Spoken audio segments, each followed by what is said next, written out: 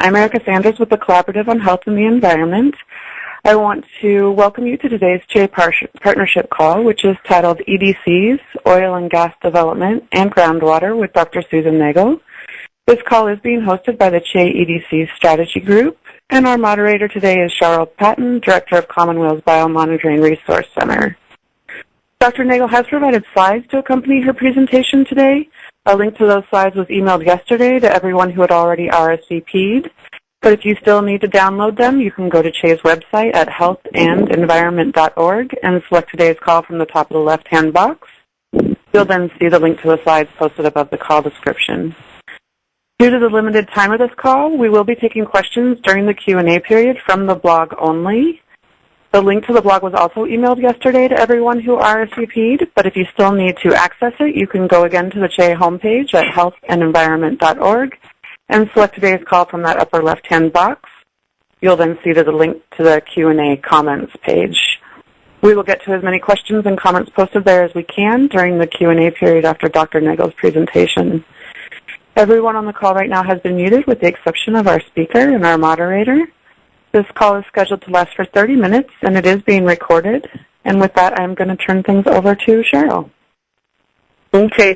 Thanks very much, Erica, for starting the call, and thank you, everybody, for joining in to this very exciting call. I'm pleased and honored to introduce Dr. Susan Nagel, who is Associate Professor at the Obstetrics, Gynecology, and Women's Health Department at the University of Missouri. Dr. Nagel has been conducting some extremely important and innovative research looking at hormonal activity in groundwater, primarily around natural oil and gas production sites, and comparing her data with water looked at from control sites far away from such activities. And what she's found is very disturbing and very interesting, and she's moved ahead and connected hypothetically what the results of possibly some of those results might be in terms of health effects of people who are living in surrounding areas and drinking that water. So without further ado, I want to introduce Susan. Great presentation today, and we're all very much looking forward to it, and thanks for joining us. Thank you. Can you hear me okay? Yeah. Okay, great.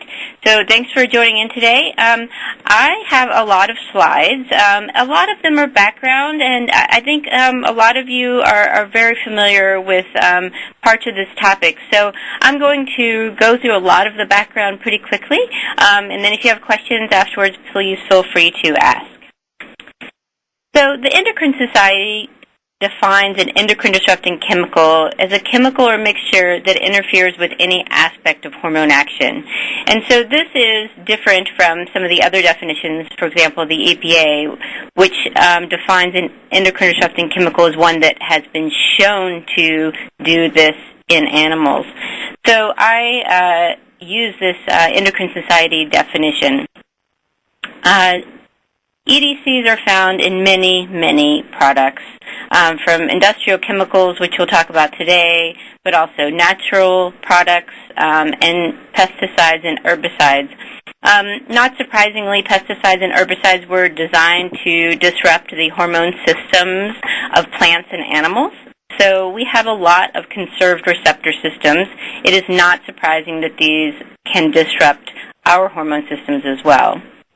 EDCs disrupt hormone action through two main ways, either by directly interfering with that hormone receptor interaction, so kind of the lock and key analogy.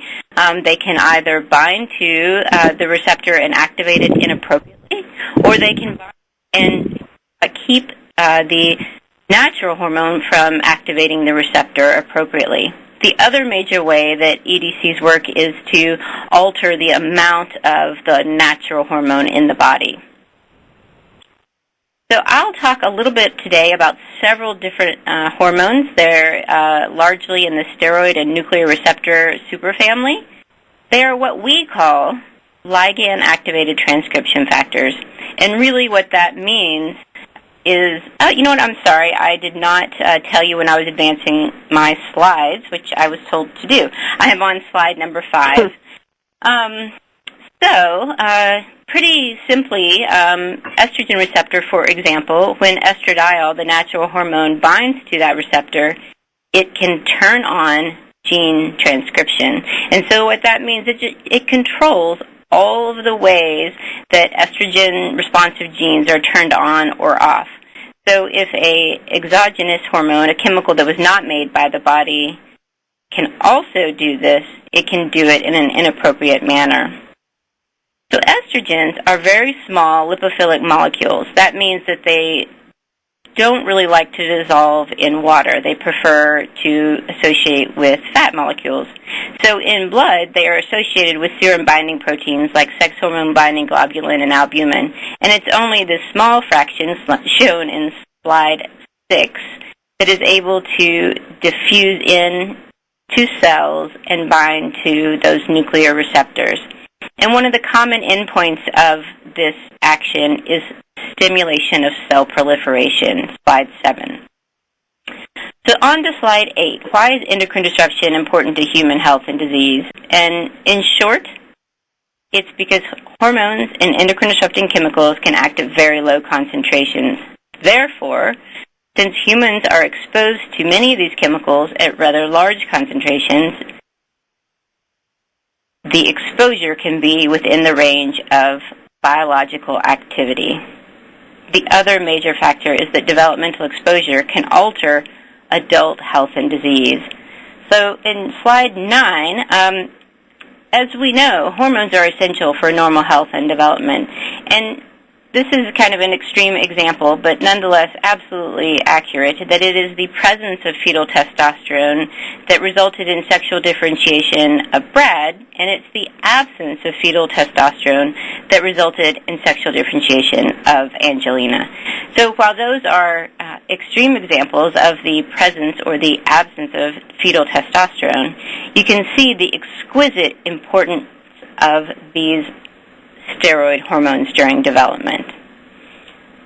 Slide 10 summarizes a huge body of research on fetal and early life exposures to endocrine disrupting chemicals and their association with adult disease. A lot of what we know is from laboratory studies, where we can make those sorts of cause and effect relationships. And so summarized there are just a number of disease and altered health endpoints that have been associated with either exposure to exogenous chemicals like pollutants or endocrine disrupting chemicals, altered nutrition, and also maternal health and disease can dramatically alter the fetal environment and program the fetus and result in increased risk of disease in adulthood. So with that very brief intro into EDCs today, we'll move on to our unconventional oil and natural gas extraction as a potential source of endocrine disrupting chemicals. So slide 12 summarizes that process of unconventional oil and gas extraction, which is the combination of hydraulic fracturing, where we are injecting millions of gallons of water under high pressure with thousands of gallons of chemicals, with horizontal drilling. Slide 13 shows the fracturing fluid composition. It is largely water. The 1% that is not water is made up of proppants, so things to hold open those fractures underground, and then about 0.5%, which is a very, very rough estimate, is chemicals. Now, while that is a small fraction, it actually is thousands of gallons of chemicals per well that is fracked. And each well pad has many wells on it and is fracked many times. So I first became interested in this topic when the folks at the Endocrine Disruption Exchange described that of the 350 chemicals that they had information on used in the process, over 37% had some indication that they were endocrine disrupting chemicals. Now, the problem with hydraulic fracturing, or that really represents a challenge, is this millions of gallons of wastewater that's produced in the process. So flowback returns immediately to the surface, produced water returns over the life of the well, And this wastewater contains the chemicals that were injected down, but it also contains chemicals that are naturally occurring that are liberated from far underground. So it's this wastewater, the spills and leaks, disposal of, that we think results in contamination of water. So our hypothesis was that surface and groundwater at natural gas drilling sites, spill sites, would contain more endocrine disrupting activity than reference sites. And note I said activity. In this first study, we did not measure the chemical composition. So in slide 16 shows a map of Garfield County, and inside the box is our sites that had some sort of spill or accident or preventable discharge related to wastewater and unconventional oil and gas processes. Outside of the box shows reference sites that we also sampled that did not have a spill and had relatively few drilling activities around it. So simply what we did, or I should say not simply, but a summary of what we did in slide 17, we collected water in 1-liter bottles, we took it back to the lab, and we used actually glass solid phase extraction cartridges to concentrate the chemicals. We concentrated them and ultimately used tissue culture cells. And what we ended up testing was concentrated 4 and 40-fold over the original water concentration. So just to be clear, that what we were testing was not the water itself, but a 4 or 40x concentration of that original water. And we used a reporter gene assay system, so whole cells, so human cells that had been transfected with reporter genes for different receptors of interest. So what we found in the first study in slide 18 was 2 to 3-fold increased activity in those spill sites compared to our reference sites. And while you see in groundwater there, we had a little bit of anti-androgenic activity at all the sites, we didn't have that at all in our reference sites. We also had elevated estrogenic activity.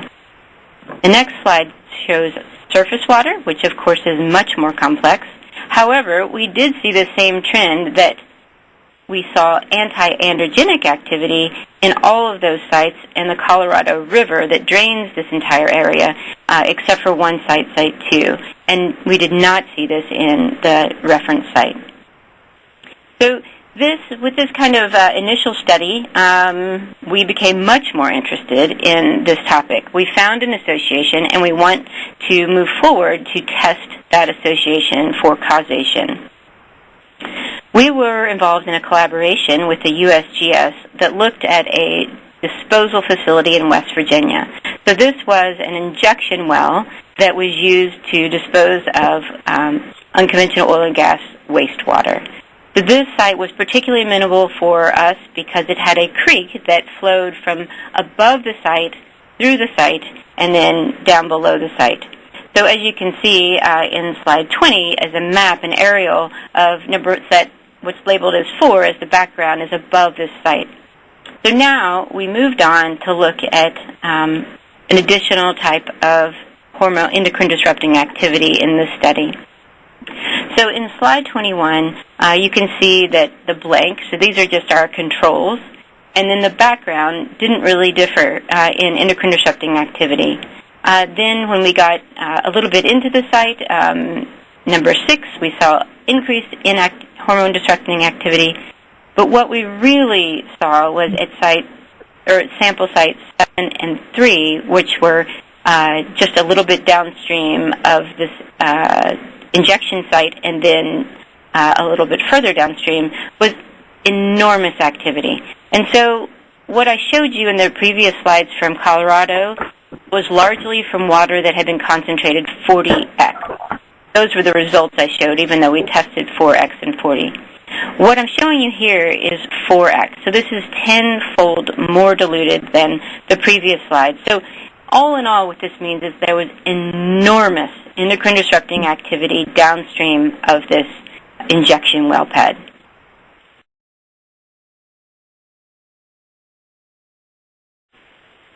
So our hypothesis then is that chemicals used in hydraulic fracturing will directly disrupt hormone receptors. And so what we have now done is extend this analysis to 5 different receptor types, shown in slide 22.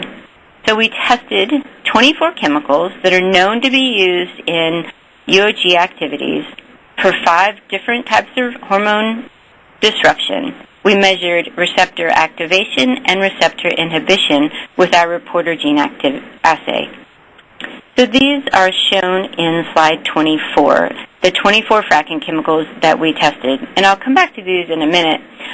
You obviously have them and can study them at your convenience. So what I'm going to show you then is just an overview of what we found. I have organized this slide according to the chemicals that were the most potent. So in slide 25, we show estrogen receptor inhibition. And all the slides on activity, actually, I'm going to show you are inhibition of activity. They are not stimulation of activity.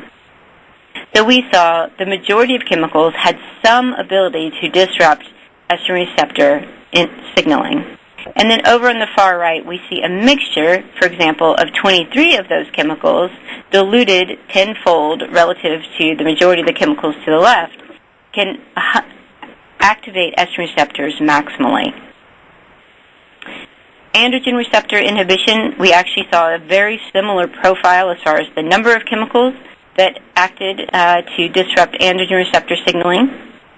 Progesterone receptor inhibition, we saw fewer chemicals, but a few that were maximally active. Glucocorticoid receptor inhibition followed with slightly reduced activity, and then the fewest that we saw were thyroid receptor inhibitors. So summarized in slide 30 is the activity of the 24 chemicals on the 5 receptors that we tested. And what you can see is we saw a handful, or not even, just a couple of chemicals that activated estrogen, progesterone, or thyroid receptor. But we saw a huge number of chemicals that inhibited these receptors. So, of course, we're not exposed to single chemicals alone. So what Chris Casotis, a very talented graduate student in my lab, did was make a mixture of 23 of these chemicals shown in slide 31. And he tested that mixture for its biological activity in vitro, which is shown in slide 31. And so what you can see is just a varied amount of endocrine disrupting activity for those mixtures, but an increased activity relative to the single chemicals. So what he has gone on to do is to test this mixture of chemicals in vivo, and that's just an outline shown in slide 32. So we will be reporting those results in the next month or two, so I will wait to update you on what he has found there. Additionally, we have conducted a large field study in Garfield County where we collected 48 sites. And then in slide 34, it shows you just the approach that we will take to look at what chemicals are responsible for that endocrine disrupting activity using an effects-directed analysis. And just by way of a teaser, in slide 35, I have highlighted in yellow the chemicals that we have measured analytically. Dr. Chung-Ho Lin and Don Tillett, our collaborators, have measured these chemicals directly in some of the wastewater that we have provided with them. And we know that these chemicals are endocrine disrupting chemicals. So finally, in conclusion, hormones and EDCs work at low concentrations. EDCs are associated with disease in people. We found that 23 of 24 chemicals tested showed some type of EDC activity. And surface and groundwater from these sites had greater endocrine disrupting activity than control sites. So in slide 37 is our research team, and I will end on slide 38 with thank you. Thank you very much. That's a lot of information, and I really appreciate the presentation. So let's open up to questions from the blog now. Erica, do you have questions for us now that you can bring forward? I do. I have a couple of them here already, and I'll continue to refresh as others are typing theirs in. So I'll start with one from Ann Bristow. she would like to know, how do you respond to industry critique that the Colorado data, CO data, don't control for land use EDCs, pesticides and herbicides, for example, with the West Virginia well site, since that looked forested? Okay, so let me see if I can repeat the question. Criticism that we did not control for land use. Absolutely, we took that into account. We had about 40 samples from 7 or 8 sites in Garfield County, so it was impossible to control. We didn't have enough power to control for that in a systematic way. However, with that said, we did control for it in the sense of none of those sites were used for agricultural operations, either plants or animals, in the recent past. And then West Virginia is its own control, because we were measuring one creek in the exact same area and comparing above, on, and below this injection well. Okay, thank you. From Jacob Matz, can you say a bit about the relationship between EDCs and air pollution surrounding unconventional oil and gas sites? Is it possible that these chemicals could become airborne throughout the process of oil and gas production? Yes, absolutely they do. Many of these chemicals are volatile organic pollutants, and they are either semi-volatile or volatile. We have not done. Others have looked at these chemicals in air and found them. The majority of these chemicals they have found in air, certainly not all of them. For example, naphthalene is one that has been found in air and in water, and is quite a good endocrine disruptor in our hands. We actually would like to, and are kind of in a methods development approach right now, to capture from air and concentrate air, capture the chemicals, elute them, and test those for endocrine disrupting activity. So yes, we think it's absolutely possible and probable. Thank you. And I know Che did a call looking at some air pollution related to fracking sites a while ago, so I'll try to remember to put that up as a link as a response to that question as well, if anyone's interested. From Lizette Van Vliet of the Health and Environment Alliance in Brussels, our colleagues in Brussels, she asked, can you please comment on how geographically and chronologically widespread the health, environmental, social, and other impacts of EDCs in oil and gas extraction and exploration can be? So geographically and chronologically widespread, how far does the reach go? Wow. Yeah, that's a pretty big question. Chronologically, as I said, our initial study is relatively small. However, with that said, the spills that had happened from 2 months before to over 5 years before. So it is very possible that those, a lot of what we know about these chemicals is they associate with dissolved solids and sediment, and they can then be released over time back into the water. So chronologically, certainly I think that we are just beginning to understand the long-term impacts, but I believe they could absolutely be there. Geographically, that's ongoing.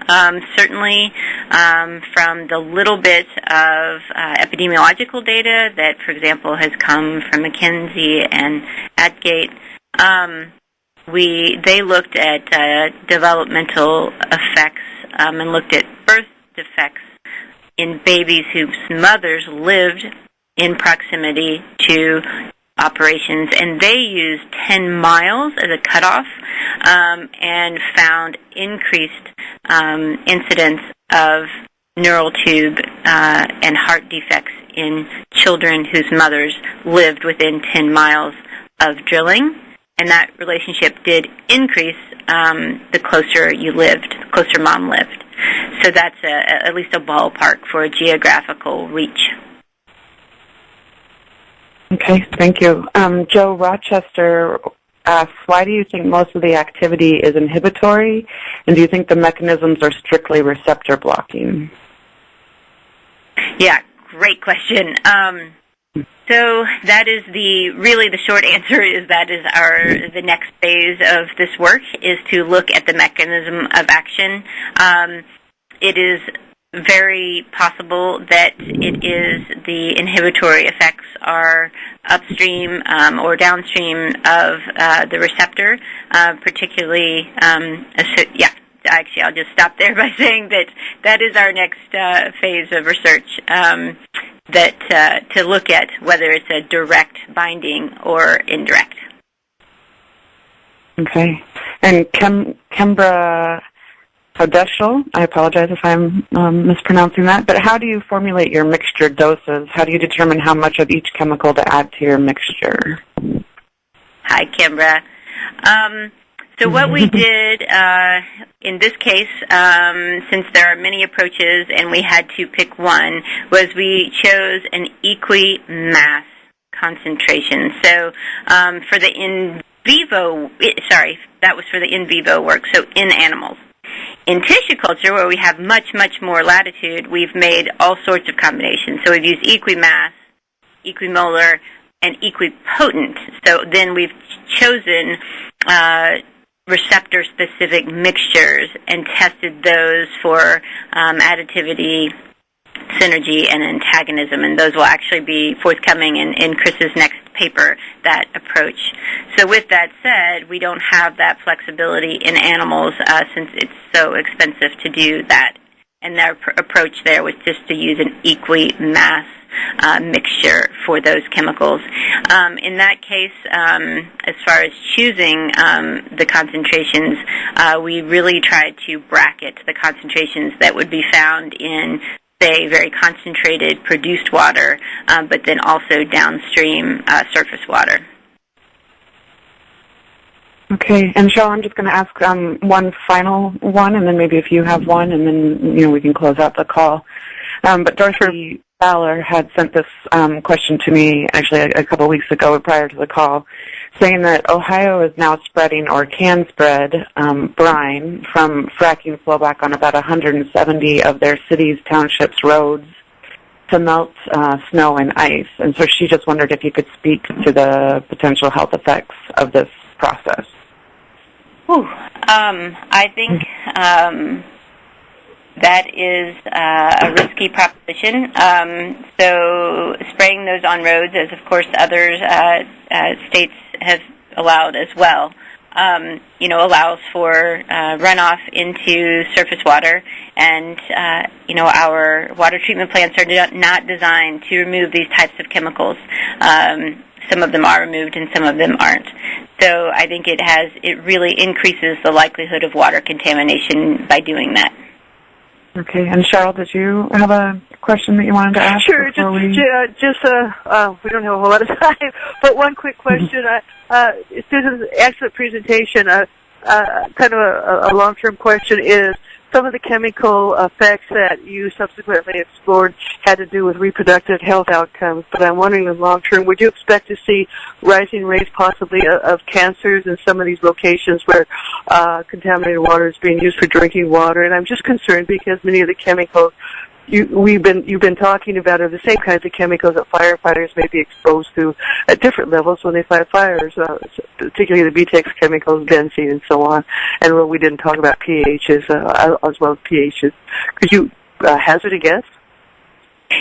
Yeah, absolutely. We would predict, and some folks are starting to look epidemiologically for the health impacts of exposure to these chemicals, particularly developmental exposure, but also long-term chronic exposure.